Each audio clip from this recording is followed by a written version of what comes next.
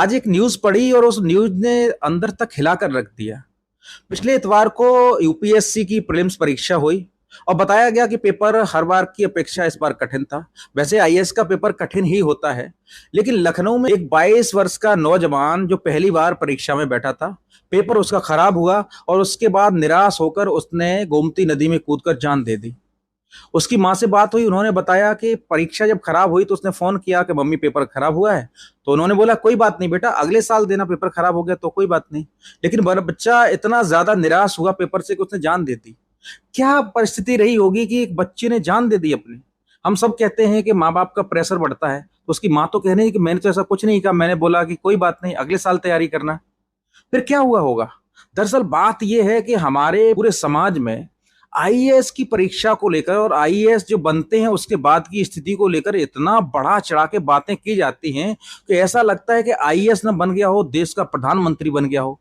और इसे सबसे ज्यादा बढ़ावा दिया है रील कल्चर ने।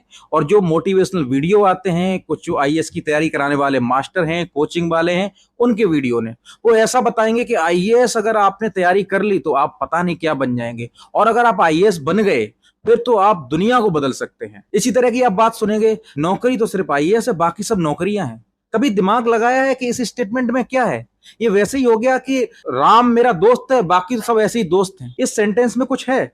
सिर्फ एक आग्रह कि राम मुझे ज्यादा पसंद है, बस, और कुछ नहीं। मतलब अगर ऐसी बात है तो डॉक्टर बनना बेकार है, इंजीनियर बनना बेकार है, साइंटिस्ट बनना बेकार है, आर्टिस्ट बनना बेकार है, सब बेकार है, सिर्फ आईएएस नहीं बने तो। और ऐसा क्यों बोला जाता है?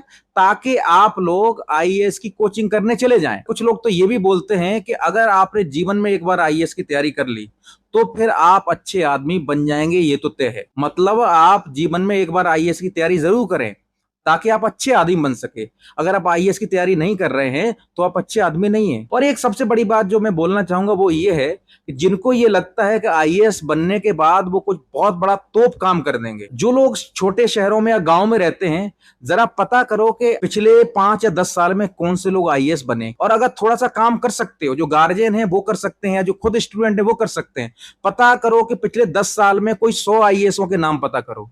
और ये देखो कि पिछले 10 साल में उन्होंने ऐसा क्या कर दिया कि जो लगे कि वाह क्या काम किया है। ये नहीं कर सकते तो ये पता कर लो कि आपके जिले में पिछले 10 साल में कितने आईएएस आए और कौन कौन आए, और आपके यहाँ पिछले 10 सालों में 2-4 आईएएसओं ने कुछ ऐसा कर दिया है जिससे आपके जिले की तकदीर बदल गई हो या कोई बहुत बड़ा काम हो गया हो। आप ऐसा कोई आदमी नहीं खोज पा रहे हैं तो इसका मतलब है ये सिर्फ एक माहौल बनाया जाता है किसी कारण से। या तो कोई कोचिंग वाले माहौल बनाते हैं, या जो लोग आईएएस बन जाते हैं वो अपने आप को बहुत बड़ा स्टार बताने के लिए ऐसा करते हैं। ऐसा कुछ भी